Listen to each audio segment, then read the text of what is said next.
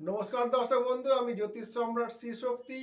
আমার গুরুদেবকে প্রণাম জানিয়ে আজকে আমি 2026 সালে তুলা রাশির কিরকম যেতে পারে সংক্ষিপ্ত বিষয় নিয়ে আমি আলোচনা করব। তুলা রাশির ক্ষেত্রে দেখা যাচ্ছে যে আপনার রাশির অধিপতি শুক্র বসে রয়েছে মঙ্গল বুধ রবি যুক্ত হয়ে তৃতীয় স্থানে। আপনার পঞ্চম স্থানে রয়েছে আপনার রাহু এবং ষষ্ঠ স্থানে শনি রয়েছে। আর আপনার নবম স্থানে বৃহস্পতির অবস্থান রয়েছে এবং একাদশে কেতুর অবস্থান রয়েছে। এই রকম গ্রহ অবস্থান জনিত আপনার কিন্তু রাশি চার্ট 2026 সালের শুরুতেই।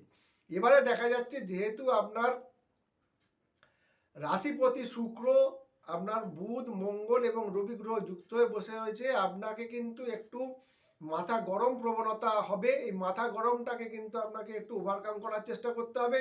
মাথা গরম কিন্তু যতটা না হয় সেই দিকে যদি মনোনিবেশ করেন এবং ধীর স্থিরভাবে যদি আপনি কর্মের দিকে অগ্রসর হন, পরিশ্রম আপনার কিন্তু অনেকটা বেশি হবে, কিন্তু পরিশ্রম বেশি হলেও কিন্তু আপনার কর্মে সাফল্য লাভ করতে সক্ষম হবেন। এবারে বলছি যে যাদের ধর্মকর্মে কিছুটা মনোনিবেশ হবে বা ভালো গুরু সান্নিধ্য লাভ করতে পারবেন, যার জন্য কিন্তু আপনি দেখা যাবে যে কোনো দীক্ষা বা কোনো শুভ কর্ম বা তীর্থ ভ্রমণ হওয়ার কিন্তু আপনার যোগ রয়েছে। এবং আপনার ক্ষেত্রে দেখা যাবে যে মানে মান সম্মান বৃদ্ধি বা প্রমোশন পাওয়া বা দেখা যাচ্ছে যে মানে পিতৃস্থান বা মাতৃস্থান এই জায়গা কিন্তু যথেষ্ট ভালো।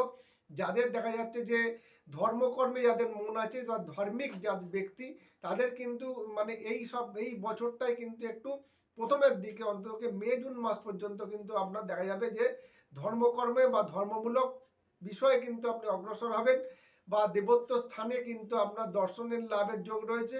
এবং ব্যবসার সঙ্গে যাদের যুক্ত আছেন তাদের ক্ষেত্রে বলবো ব্যবসা স্থান আপনাদের পক্ষে সার্বিক বিচারে মোটামুটি ভালো, কিন্তু আপনার জন্মকালীন রাশি চার্ট এবং বিংশোত্তরীয় দশা অন্তর্দশা অনুযায়ী, নবাংশ চার্ট অনুযায়ী, দশমাংশ চার্ট অনুযায়ী কিন্তু আপনার ফলের অনেক অনেক তারতম্য হয়।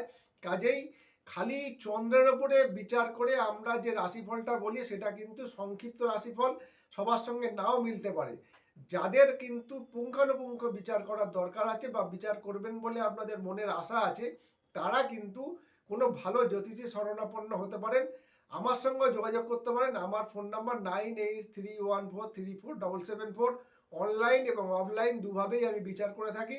সবাই সুস্থ থাকবেন, নতুন বছর ভালো কাটুক, সবাই ভালো থাকবেন। নমস্কার।